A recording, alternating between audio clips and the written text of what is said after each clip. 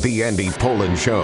We got to go after this with everything we got, thinking they're going to come with everything they got. I'll start off by saying I'm bored, I'm broke, and I'm back. The Andy Pollin Show on ESPN 630 starts right now. So, Dan Quinn says he doesn't want Jaden Daniels to see ghosts. And that's understandable. You know, he's a coach looking out for his rookie quarterback. Sorry, Dan, you just got here.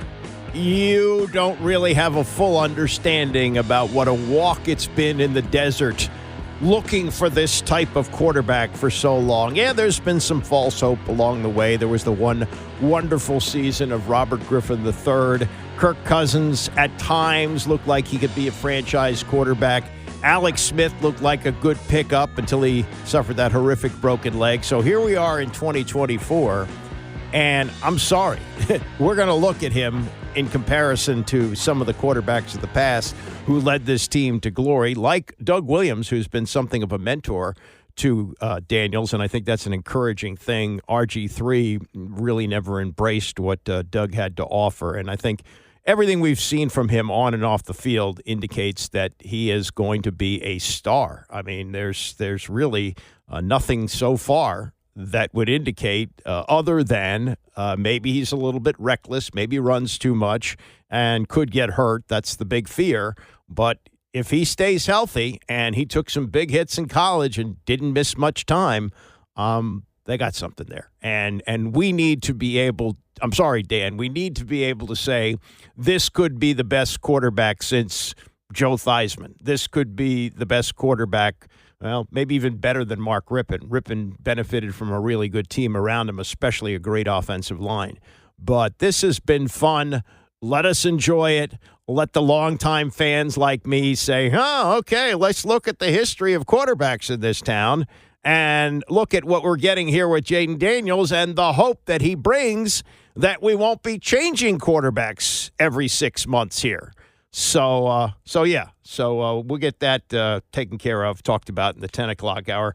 Tony and Mike actually dealt with it yesterday on PTI. We'll hear what they had to say. And also some interesting stuff from Terry McLaurin regarding the connection that he's now made with Jaden Daniels, and all credit to Terry for being patient, doing the right things, saying the right things. And, I mean, it's unlikely they're going to have another game like they had on Monday night this Sunday in Arizona, but who knows? Who knows? It's been fun to watch. So we'll get to that. I want to talk about Tress a little bit, and the forgotten man who at one time was the most valuable player on this team, and now he doesn't get on the field for good reason. You know, this is one of those odd situations in sports where a player who's as good as anyone at his position, I mean, Tress has been an all-pro, not just a Pro Bowler, but an all-pro. And the team has not punted the last 2 weeks. And that is, somewhat remarkable for a team that has a rookie quarterback that is expected to have some struggles with an offensive line that's just okay. But God bless them, they managed to put together scoring drives in their last 12 possessions, last 14 meaningful drives. A couple of them, they had some kneel downs. But, man, that is remarkable. We'll get to that. But I am going to do something today that I probably should have done over the summer. The problem with day games, and I'm not a night person. I go to bed early, so I'm not big on weeknight games. But the problem with day games is, especially during the summer, it could be like 900 degrees, and it's not fun to sit there and schwitz. Now, today's going to be kind of humid, but it's going to be cloudy. So for the last afternoon game during the week, for the Nationals this year, I'm going to go out and see them. I have a schedule that gets me off at 11 o'clock in the morning. I could have gone to any number of day games during the season, but the heat kind of scared me off. So I'm going to do that today, and I think that the significance of this game is not that it's game, 159 of the season, that they can do some damage to what Kansas City's trying to accomplish to get to the postseason. No, it's the last time we're going to see Patrick Corbin pitch for the Nationals. Now, the knee-jerk reaction would be, phew, thank God, because ever since the World Series, he's been terrible. And there's no getting around that. But there are some other circumstances to this that Barry Svrluga outlines very well in a column today. And he does say, yes, indeed, since 2020, which was the year after they won the World Series, he has been the worst starting pitcher in baseball. This is not the eye test. This is quantifiable. And it's remarkable how good he was and what a great pickup he was for that 2019 season. I mean, that really, if Bryce Harper says yes to the $300 million deal, then Corbin doesn't come here, and I don't think they win the World Series because Juan Soto was more than an adequate replacement for Bryce Harper, and now you had your third stud pitcher with Steven Strasburg, who had the best year and really last year of his career, and then Max Scherzer, the Bulldog, who went out there time after time, including in Game 7 of the World Series, with a neck injury and got them to the championship. So I take nothing away from Corbin, even though he has been statistically the worst starting pitcher in baseball over the last 5 years. How bad has it been, you ask? Barry outlines this. Of the 173 pitchers who have thrown at least 300 innings over the past 5 seasons, no one has had a higher ERA than Corbin's 5.61. No one has given up more than Corbin's 899 hits or Corbin's 491 runs or Corbin's 131 homers. No one has allowed opponents a higher batting average than Corbin's 296 or lost more decisions than Corbin's 70. In 38 of his 136 starts since 2020, he has allowed at least 5 earned runs, most in the game. And if you look at his statistics going into today, they're pretty much in line with that. He's 6-13 with a 5.58 ERA. So again, over the last 5 seasons, he's averaged 5.61.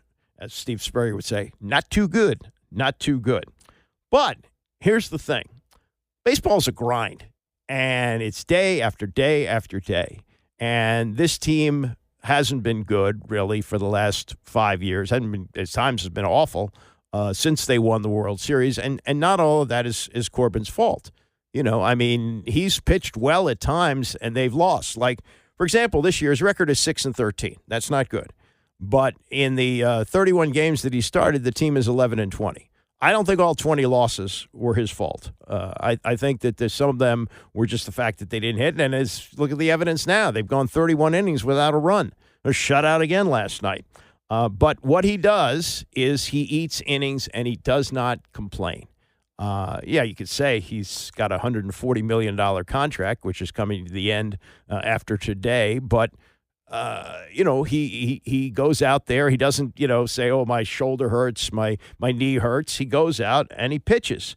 And he pitched 202 innings with a 3.25 ERA in 2019, elevated the Nats, as Barry writes, from a wretched start into the postseason as an absolute train. When he did come out of the bullpen in Game 5 of the Division Series at Dodger Stadium, recording the last out of the 7th inning before Anthony Rendon and Juan Soto homered to tie the score, then pitched a scoreless 8th.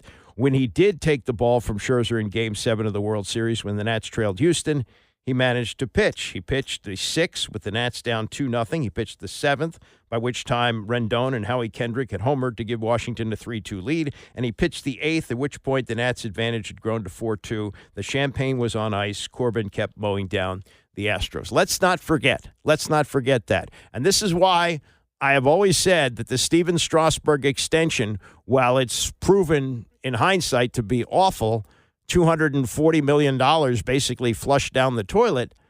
Fact of the matter is he deserved that at the time. It was the right move at the time. And he, more than anyone else, helped to deliver that World Series championship, which Washington had been without for 95 years. Even a great baseball town like Boston, they went 86 years without one. Chicago, the Cubs, 108 years. So I'm not going to look at Patrick Corbin and go, boy, bad investment last 5 years. He's absolutely stunk. No, he hasn't. He's been out there game after game after game. And, yes, he has not pitched anywhere near the way he did in 2019. But if you've ever been around a baseball team during a season, as I have, and a team that's been bad, man, it's a tough grind. And the fact that he goes out there day after day, takes the ball, works with the younger pitchers, they look at him as a role model.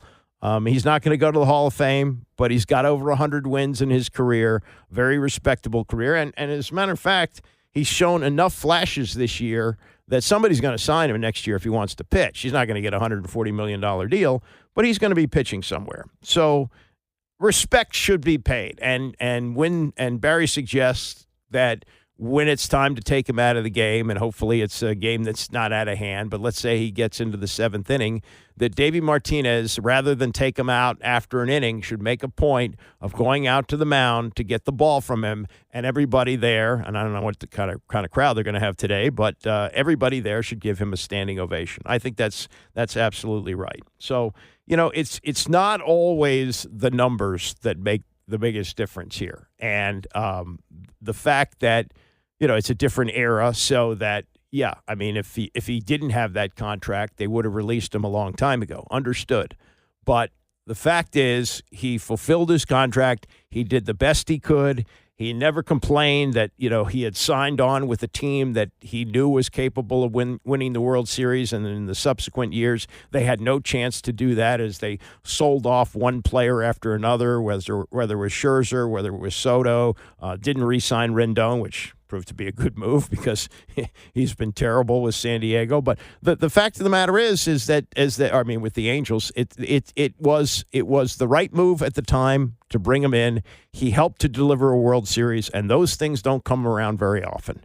So I will today, as I sit there at Nats Park, and whenever it is time for Corbin to come out of the game, I will stand up and applaud, because he gave me something that I had waited my entire life for in 2019. My father, who died at the age of 94 and would have been, I guess, in his late 80s at that point. I guess he would have been over 90. He was over 90 when that happened, yes. So he was over 90 years old, and he had never seen a World Series in his lifetime. So thank you, Patrick Corbin. Good column today by Barry Zerluga on a guy who has some really bad numbers over the last 5 years, but should get some respect. So I was saying this to John Matthews, the news director at WMAL this morning, that if I were doing local TV sports today, I would do a feature on Tress Way. And what I would do, because Tress is really good with the media and he's really an affable guy, and he probably would like something like this. I would dress him up in a repairman's uniform and have him do a takeoff on the Maytag repairman. And then I said to John, you probably have to be maybe 50 to remember this. Jesse White used to do these commercials as the bored and lonely Maytag repairman. And the message was that Maytag washing machines were so dependable that nobody ever had to call the repairman. So I would dress Tress Way up in an outfit like Jesse White wore and have him do a takeoff on that, sitting by the phone, waiting for somebody to ask him to come out and punt. Because in 2 games, he has not punted. He's done a lot of holding. I'll give you that, because the team has been scoring points. And in the game against the Giants, 7 field goal attempts, 7 for 7. So in that regard, he's been a big part of the scoring, but he has not taken the field for a punt. And now the team working out in Arizona, at Arizona State, as they get ready for Sunday's game against the Cardinals. He had obviously, and he's this way, had a very light touch on what's been going on with him. I'm having a lot of fun just out there holding, and leg feels pretty fresh. So it's been a lot of fun. It's super cool. You've obviously, you're the longest tenured guy, you've been around for a long time. There's been fits and starts and good moments, and then things kind of faded away. Does this feel any different right now with what's happening with Jaden and this team? Oh yeah, I mean first of all, it feels different because there's just so much that is different. And but I think the momentum, the fun, the excitement, I don't know, the mindset. DQ does such an awesome job each week of just hitting us on different things and how we want to feel and how we're expecting the game to go and things like that. So it truly feels like each week is different. It was so fun today, getting to see everybody back in the team meeting room and do practice and walk through, and it was like, all right, here we go again. And so it is, everything is different. Everything is awesome. Yeah, he has really had a great attitude since he's been here. Yeah, because his teams haven't been good. I guess he's played in 1 playoff game since he's been here. That was the game that they lost to Green Bay in 2016, I think so. But yeah, he's been a part of some bad teams, but has been the bright light for many of them. And it's kind of too bad that they're not playing at home this week. Could they go a third straight game without punting? Yeah, I guess it's conceivable. But if this were a home game, this might be the first time in NFL history that the home team punter would be cheered for coming out and punting. Because, yeah, I mean, generally that's a situation where you're disappointed. You didn't get the first down on third down, so you bring out the punter. And so if he actually came out in what would be a disappointing situation, oh, damn, didn't get the first, have to punt. You don't say, I want to punt. You say, I have to punt. And so he would get a standing ovation. That did a lot of work with John Riggins over the years at the other station. And at one point, the offense was so bad that Riggo suggested that you have an all-defensive team with a punter. Like every time you get the ball, punt it right back. Just keep flipping the field on field position, and eventually maybe you get a turnover and score a touchdown on defense. I mean, it was ridiculous, but that's how bad the offense was. Now it's kind of flipped. The defense is really bad. I mean, let's face it. This defense has been awful this year, and it's been overcome by an offense that not only is scoring points as they did last week against Cincinnati, but they're eating up the clock. They're winning the time of possession battle. They're not turning the ball over, and they're making plays when they have to, like they did late in that game against Cincinnati with the Terry McLaurin touchdown. So, yeah, that's if you're looking at the bright side, it's the offense. If you're looking at the dark side, it's the defense. Next hour, Dan Quinn, his ghost comment and what Tony and Mike say about it on PTI, and also who's the greatest living baseball player right now that Willie Mays has passed away. Tom Verducci has an answer which might surprise you. It's the Andy Pollin Show, ESPN 630. If you are of a certain age, sitcoms are meaningful to you, especially at my age, sitcoms that ran as repeats. At a time when you could come home from school and watch the reruns day after day. If you were sick, you stayed home and watched the reruns. In the summertime, you watched the reruns. And two of the most famous sitcoms have their anniversary dates today. Gilligan's Island started 60 years ago today, and 55 years ago today was the start of the Brady Bunch, each of the shows produced by Sherwood Schwartz. And anyone who's probably 55 and up will relate to what I'll have to say coming up later this hour as we celebrate the anniversary of the two shows. Tom Verducci was on the Dan Patrick Show yesterday. He suggests that Shohei Ohtani is the greatest living player. Think about that. Shohei Ohtani is 7 years into his career. He's never played in the postseason. The greatest living ball player? He makes the case for him. We'll get to that in a little bit. So, the follow-up to what Jaden Daniels did on Monday night, missed only 2 passes, 91%, highest completion percentage ever for a rookie, the 2 touchdown passes. He was named and should have been named NFC Offensive Player of the Week this week, the first rookie quarterback to do that since Robert Griffin III in 2012. Which gets us to what Dan Quinn is going to have to say in a moment.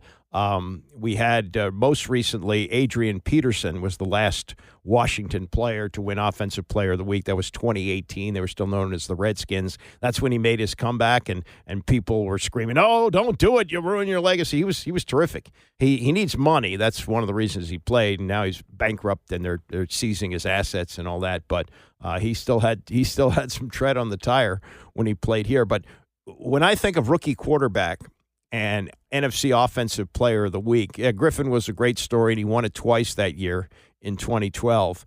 But 1994 was really an interesting year. That was the year that they had drafted Heath Shuler number 1, or third pick of the draft, but he was going to be the quarterback of the future. Mark Rippon had been released at the end of the 1993 season. The team was 4-12, and it was time to totally rebuild. Richie Pettibone got fired. Norv Turner came in, and I guess Norv Turner believed that Heath Shuler could be his Troy Aikman, which he couldn't be. But They drafted him third and hoped to start him in the opener. He held out of camp for a couple of weeks, which hurt him. And when the season started, they went with the journeyman guy, John Freeze. He's been around the league, 7, 8 years, and played with a variety of teams. And he was the guy. He was like the Marcus Mariota, except he wasn't a Heisman Trophy winner and hadn't been, really as accomplished and a starter as Mariota, but the veteran guy. So he started the first few games, and then it was time to turn to Heath. And Heath was terrible. Heath in one game against the Cardinals threw 5 interceptions. It was just awful. And so Norv Turner did something that I didn't think he was going to do. And I used to do a weekly interview with him, and I still kick myself for not asking him about it the day he made this announcement. I didn't think it would happen. But after Heath threw the 5 interceptions against the Cardinals, they were playing a road game at Indianapolis before Peyton Manning got there. He was a freshman at Tennessee at the time. Jim Harbaugh was the quarterback there, believe it or not. They had Marshall Faulk, and they were a pretty good team. They were not a great team, but I think they were a good team. As a matter of fact, though, I think maybe they made it to the AFC Championship. I think they did, 94. Anyway, Gus Frerotte goes there, throws a couple of touchdown passes. He's the NFC Offensive Player of the Week. It was crazy. So he got to start for a while. He started stinking it up. They put Heath back in. Heath actually beat the Cowboys. Might have been that season, maybe the season later. But eventually it was over to Gus, and Gus turned out to be just okay. And, they moved on from him, and it's been one quarterback after another. But now we have the quarterback, they hope, of the future in Jayden Daniels.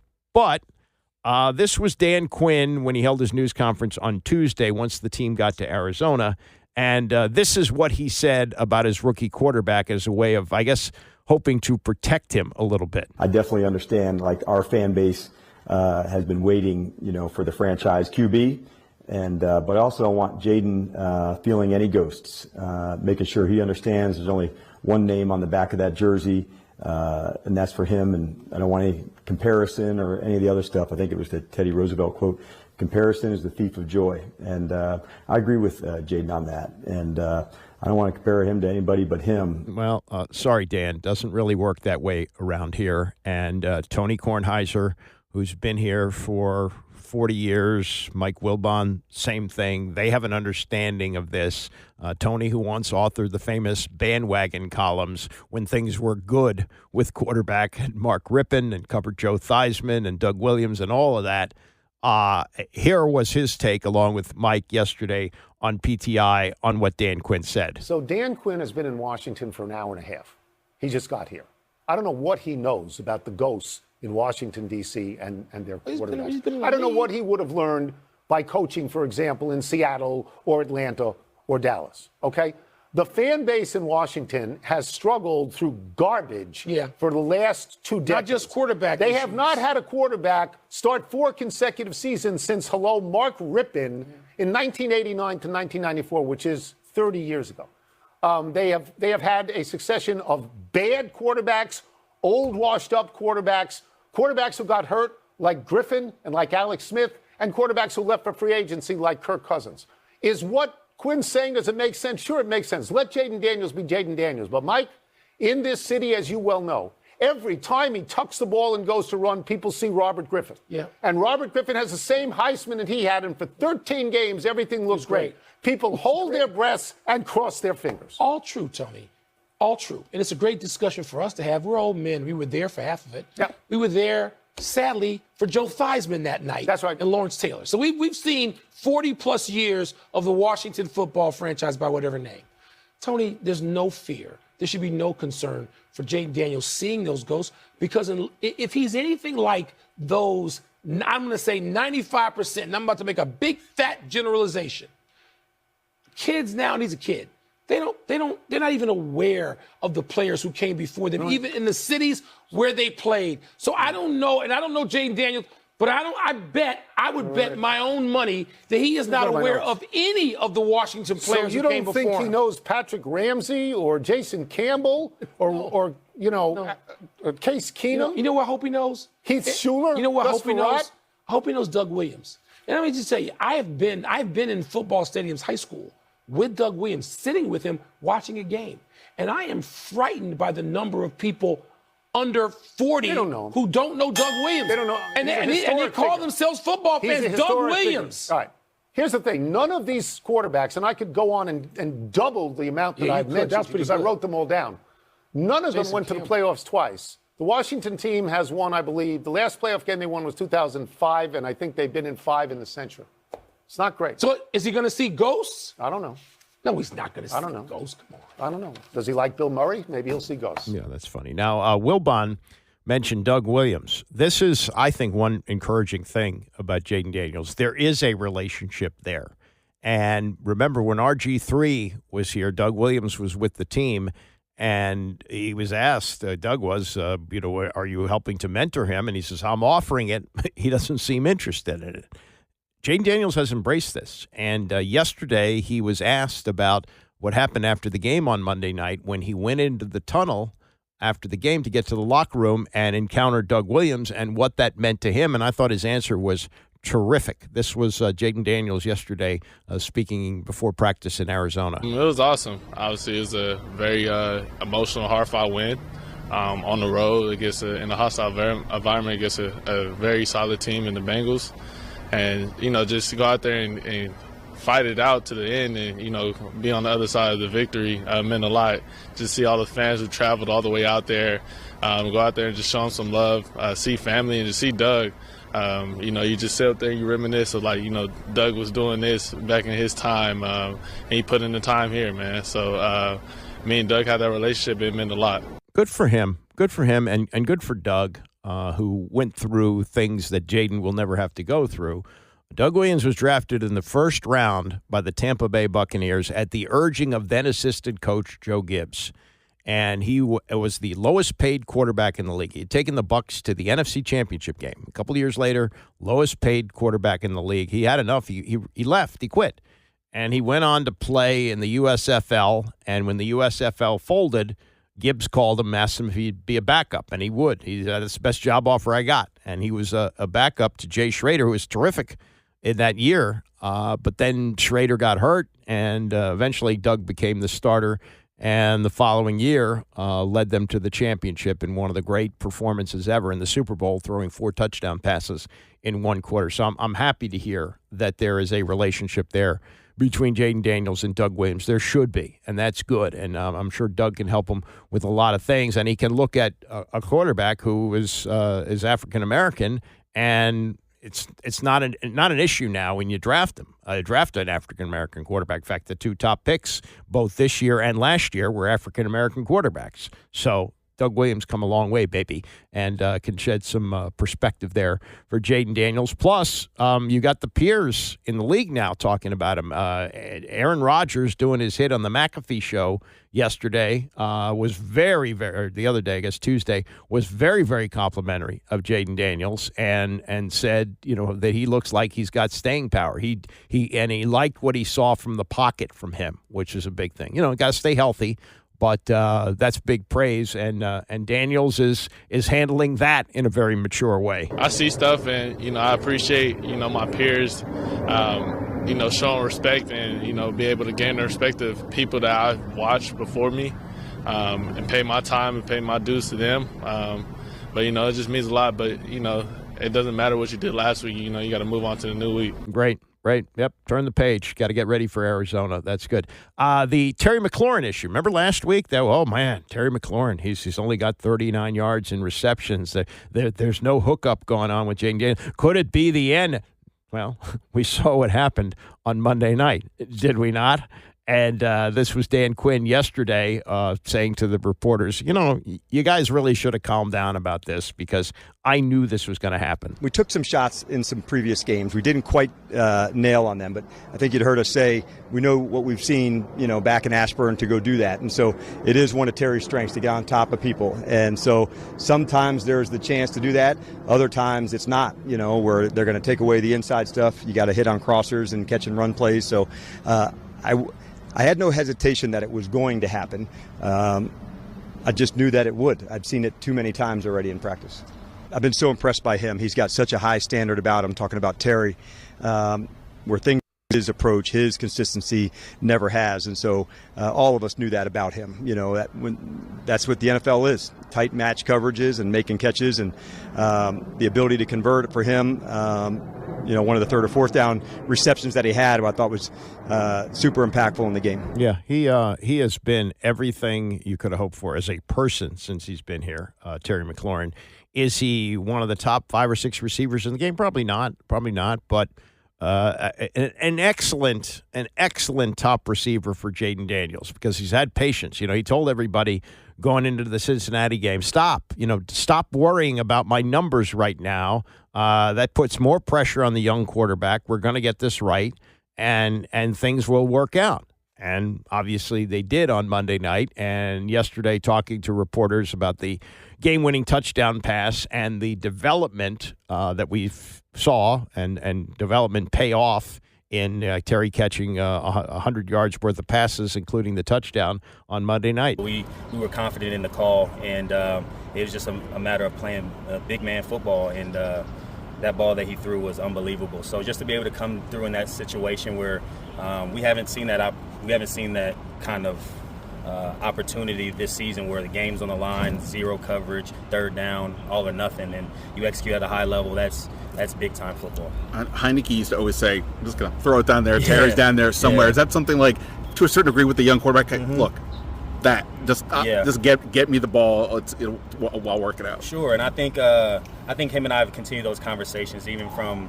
camp to Tampa, but I think obviously you have to have some realistic expectations when you're dealing with a rookie quarterback because he does a great job in practice. He's continued to get better. But when you get in the game, it's different speed. Sometimes you get different funky looks, and you may not connect. But I just try to stay patient. And the great thing about him, he has a great attitude, and he did a good job of just keeping my mind focused. He's going to keep coming back to me.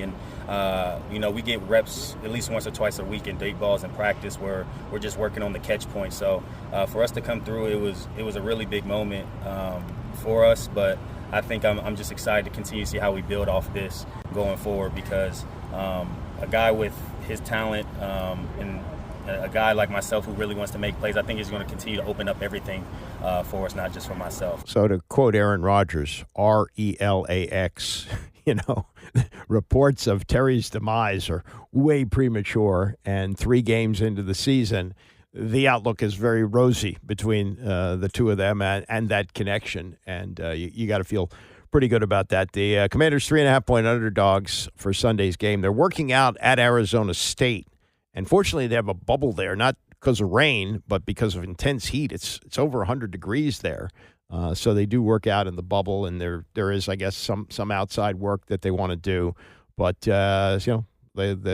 is a good place to be right now after what happened on Monday night. Cuts down on the travel. They went right from Cincinnati to Arizona, and they're not going to have Austin Eckler on Sunday. That's a pretty big loss. Because even though he left that game with a concussion, he did some damage before he left. That kickoff return, which he almost took back, was setting up a touchdown pass, and he's going to be a big weapon. Whether he's going to be able to play a week from Sunday, we'll have to see. He's not with the team, going through concussion protocol, but he is going to be a big addition, assuming he's healthy this year.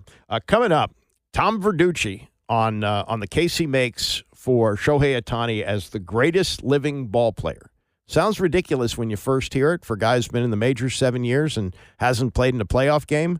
But listen to what he says, and I'll have some thoughts on his argument as well. It's the Andy Pollin Show, ESPN 630. The Andy Pollin Show on ESPN 630, the sports capital. So before we get to Tom Verducci's case that Shohei Ohtani is the greatest living baseball player, we should note the retirements of 2 basketball greats, one male, one female. One with fully fulfilled promise, the other with unfulfilled promise because of injury, both leaving the game at an advanced age, especially the woman. And Derrick Rose announcing early this morning that he is retiring from the NBA after a 16-year career, which unfortunately was marred with too many injuries. He took out, good for him, he took out full-page ads in the 6 cities he played in: Chicago, New York, Cleveland, Minneapolis, Detroit, and Memphis. I mean, who buys newspaper ads anymore? Good for him. And he just decided, he says, knowing all that I gave to the game, I feel confident in my decision. Basketball was just the beginning for me. Now it's important that I give it all to my family. They deserve that. Good for him. He was the number 1 pick in the 2008 draft. He played for John Calipari at Memphis. And remember, they had taken Kansas to overtime. They probably should have won the game. They gave up a 3, I think, to send it into overtime and lost. Kansas won the championship, and he went on to the NBA, and Calipari went on to Kentucky, and the rest is history. Derrick Rose won the 2008-2009 Rookie of the Year, was an All-Star the next 3 seasons. Youngest MVP in NBA history. He won it as a 22-year-old in the 2010-2011 season when he averaged 25 points, 7.7 assists. The Bulls finished 62-20, best record in the league that year, and they made it to the Eastern Conference Finals, and you go, whoa. Man, 22 years old, MVP in the finals. We're looking at the next Jordan here, or a career that could mirror his in terms of championships. But because of injuries, it never quite happened. He tore his ACL in the first round of the 2012 playoffs, missed the entire next season, played only 10 games the following year. Then Chicago traded him to the Knicks during 2016. He had more injuries there. Finished his career with 17.4 points a game, 5.2 assists, 723 games played. He played only 77 games over the last 3 years. And last year, going back to Memphis for the last year of his career, he only played 24 games. So his promise that he showed early on could not be fulfilled because of injury. Also retiring, though she didn't officially announce it, but it's known now that she's leaving the game of basketball, Diana Taurasi, who at 42 had one of the most remarkable basketball careers ever in men's or women's basketball. And while Caitlin Clark is a sensation, and she's a spectacular player to watch, she is not yet at the level, and may never be at the level, that Diana Taurasi was. I think Diana Taurasi is the greatest women's basketball player I have ever seen. When she played at Connecticut and led them to 3 national championships, I saw her play at a level, and this is going to sound sexist, but she played the game like a man. And the game that she played transferred over to a lot of players now that you know, as the game develops, different styles. But what she was able to do, both as a college player, as an Olympian, and as a professional, absolutely remarkable. And among her legacy is this: she won 6 gold medals, 3 WNBA championships, 3 NCAA championships at UConn, was the 2009 MVP, and earned all WNBA first-team honors 10 times. There were stretches where, you could say she was the best on the planet. Started her pro career in 2004, which was before the iPhone was released, and she played long enough to see self-driving cars.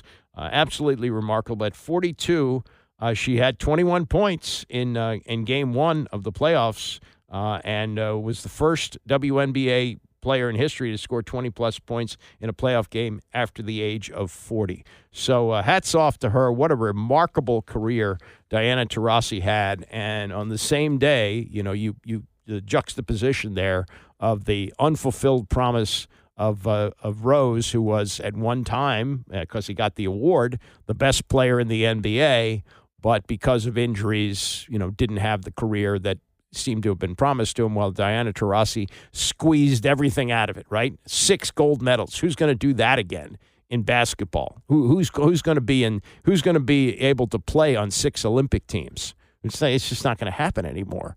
And the great player that she was in college and the WNBA, and I'm sure she played in Europe. So we'll see what's next. But what a remarkable career she had. Having a remarkable career is Shohei Ohtani, and I never thought we'd see anything like this. I grew up learning about Babe Ruth. He died before I was born. But the legendary name, you know, sticks that not only was he, until Hank Aaron broke his record, I'm not going to go with Bonds, but until Hank Aaron broke his record, the greatest home run hitter of all time, but he was also a great pitcher. He was a tremendous pitcher with the Boston Red Sox. And who has done that? Well, now we got a guy who not only is a great pitcher, when healthy, and is a great home run hitter, but he also steals bases. And now that he's got 50-50, everybody is wigging out about Shohei Ohtani. In fact, with the 50-50, this is a cool story. You heard the story of the guy who got the baseball. He grabbed it out of the hands of a kid who was celebrating his 18th birthday. This was the game in Miami last week when he got to 50-50. So the guy, got out of Miami with the ball. It's authenticated, the whole thing, and it's been turned over to the Golden Auction Company. It's a high-end collectibles auction house. And they have announced that the 50-50 auction, the ball for the 50th home run ball, will be auctioned off starting tomorrow at noon, and they're going to start the bidding at $500,000. And Darren Ravel says it's probably $1 million ball, so that makes sense. But here's a twist to this. Golden is also offering a private sale opportunity until October 9th for the ball to be bought outside of the auction for $4.5 million. So if you want to step right up and say, I'll give you $4.5 million, they will cancel the auction and they will sell it to you for $4.5 million. But if the auction gets a bid of $3 million or more by October 9th, then the option to buy it for $4.5 million goes away. So in other words, the auction house is saying, we expect to get at least $3 million. And if you want to make sure that you get the ball and don't want to participate in the auction, you can have it for $4.5 million. The most ever paid at auction for a ball was $3 million. This was Mark McGwire's 70th home run. Todd McFarlane, the comic book creator and toy magnate, he bought that. And he also bought Sammy Sosa's 66 and Barry Bonds' 73rd. The $3 million ball, according to Darren Ravel, is worth about $125,000 now. So, buyer beware. But the Shohei ball, 50-50, I don't know how memorabilia works, but I know one thing. Since the pandemic, it shot up in value.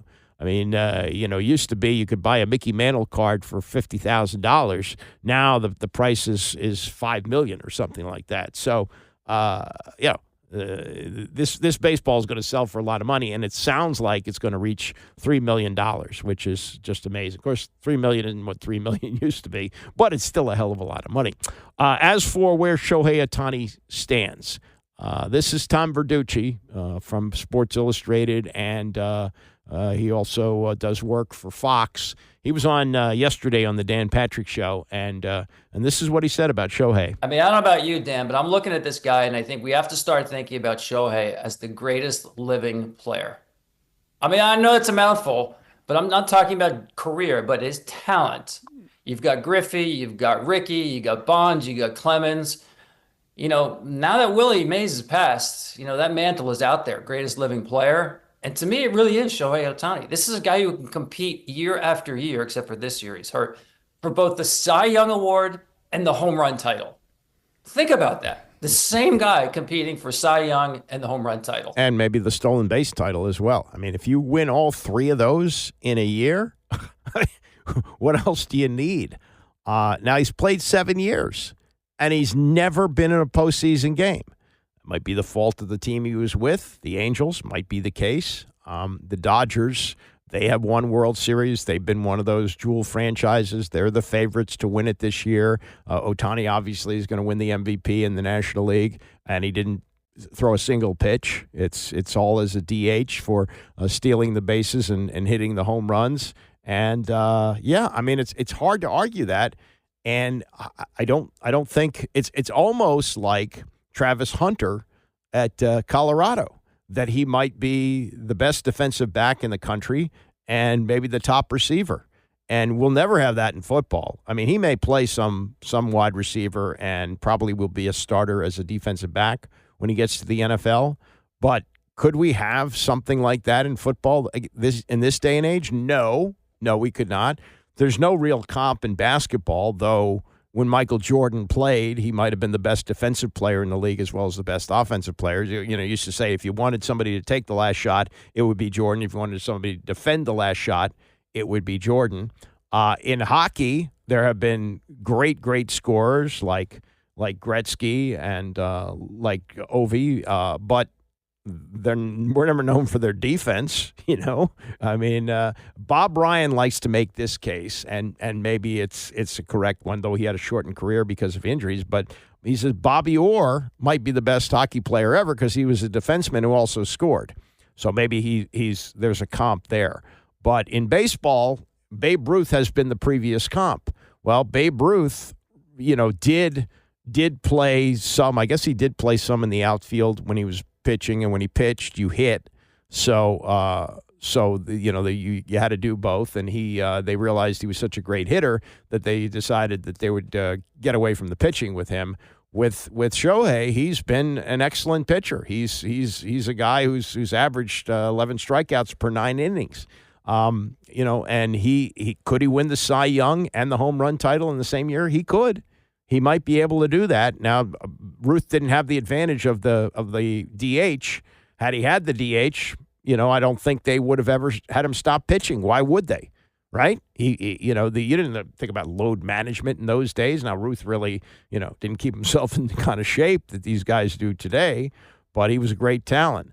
Yeah, I mean, in terms of living, he mentioned Bonds and Clemens. Without the steroids, they're in the discussion as the greatest ever. Sandy Koufax is still alive. I know he had a short career, but for 6 years, there was nobody better as a starting pitcher in baseball, so he might get some consideration for that. But we have lost, some of the great players in recent years. Johnny Bench is, by all accounts, the great. You ask the baseball people like Tim Kurkjian, by miles, he's the greatest catcher ever. Would he be in the discussion as the greatest living player? I think he would be. I think there'd be some discussion about that.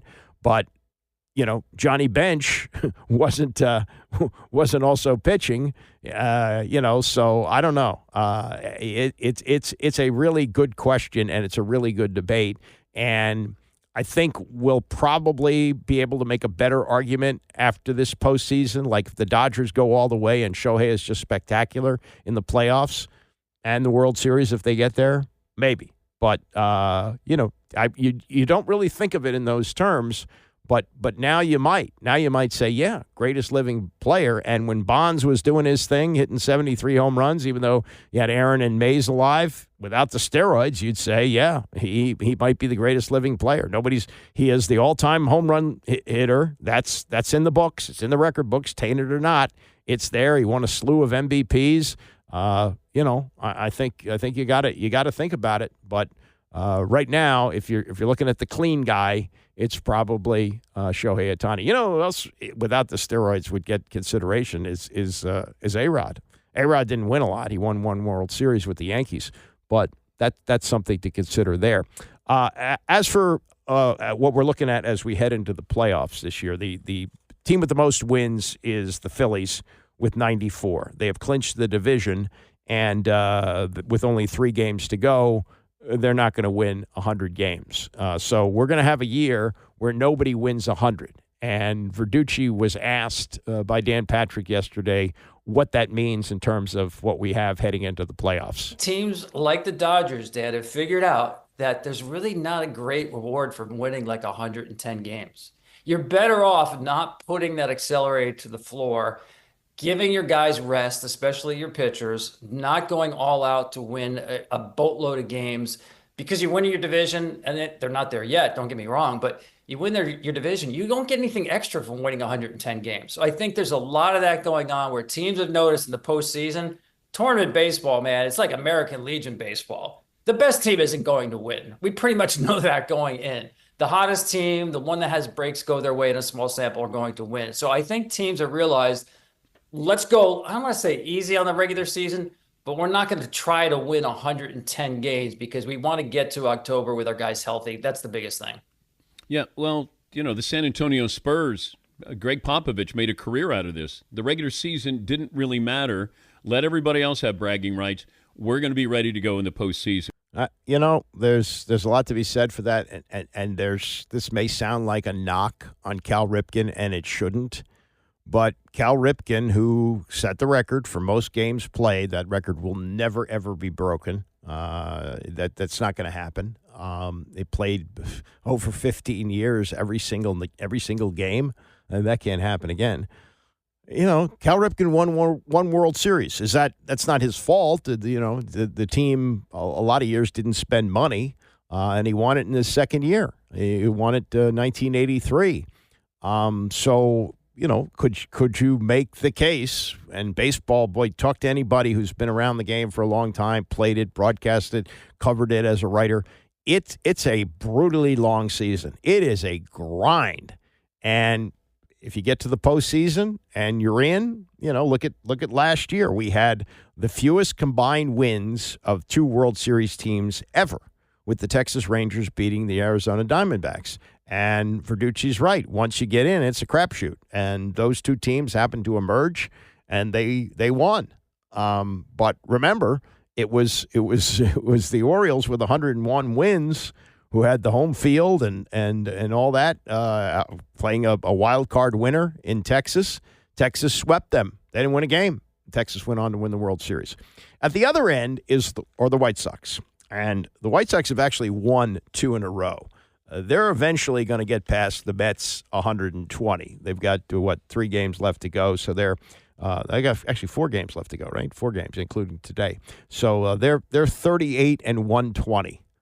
But they have won their last 2. But 38 is miserable. That's absolutely ridiculous. 38 wins. The team next to them with the fewest wins after that is actually, and it's Miami. Miami is number 2 on this stink parade with 58, and then you got the Angels, who have lost Mike Trout for the year, and Shohei Ohtani's gone. They won 63.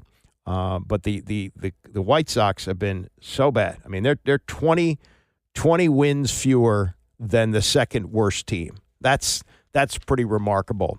And they're not really the lovable losers, are they? They're not. And there's a very good story today by Ben Strauss in the Post about the pre- and the post-game show that is co-hosted by Ozzie Guillen and a local broadcaster named Chuck Garfien.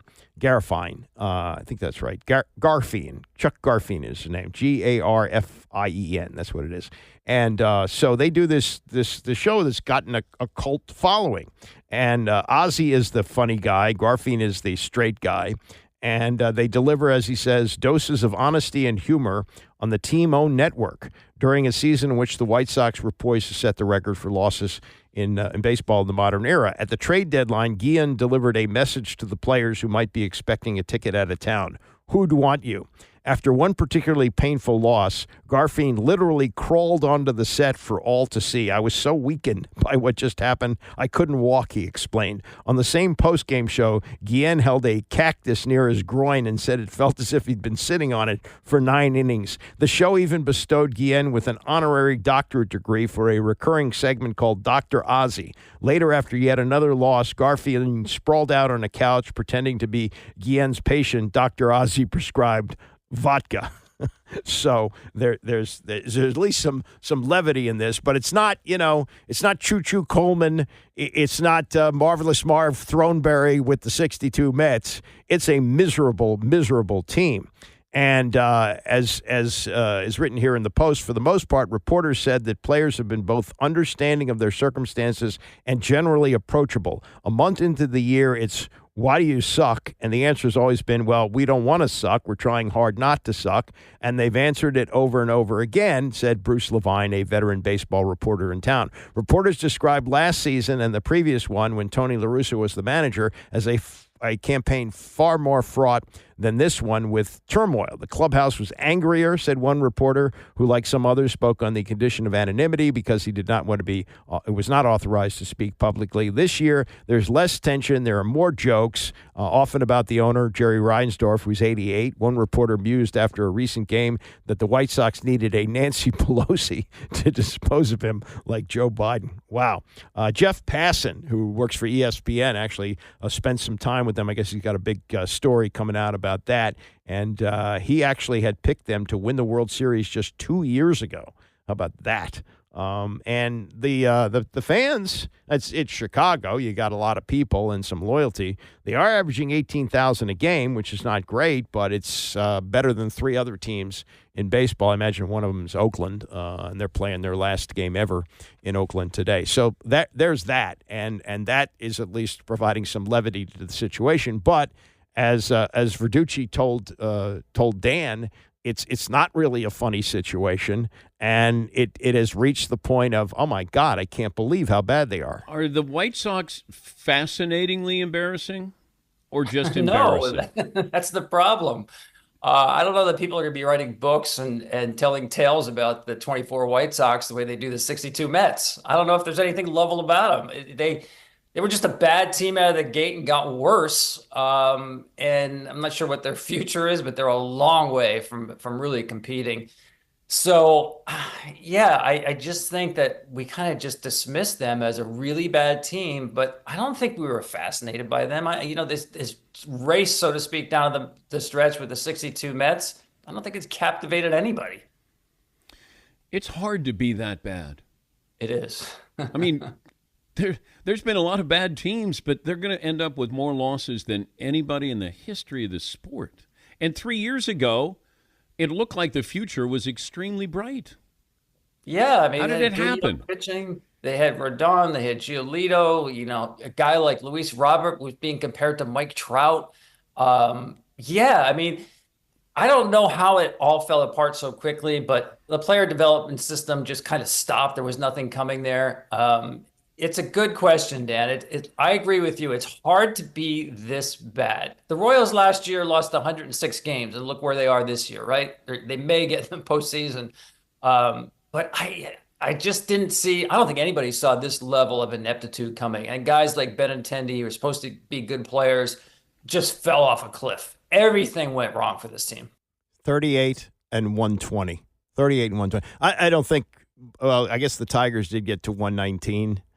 But the 62 Mets, some of them, the ones that are still alive, probably are in a way kind of angry that their thunder is being taken away. But those Mets were lovable. There's nothing lovable about these White Sox. It's just a disgrace at what happened to the team.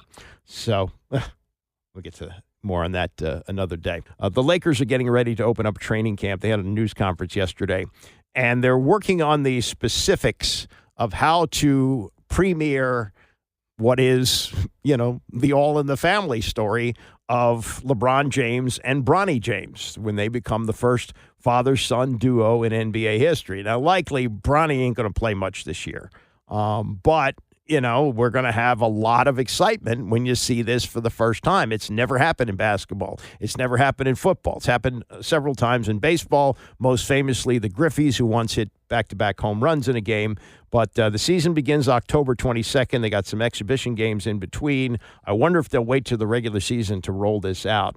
But J.J. Redick, who looks like the hand-picked coach of LeBron, says about this family dynamic here, I don't look at it as a challenge. It's unique from any other challenge of coaching a player or coaching a relationship. Bronny, I feel very fortunate that I get to coach him because he's young, he's hungry, and he's got a lot of inherent skills that we really mold into a really good player. On top of that, he's a fantastic kid. He's extremely coachable. He's got the right energy and spirit every single day, so it's not something I really thought of as a challenge. You better damn well say that, or Dad is going to give you the stink eye.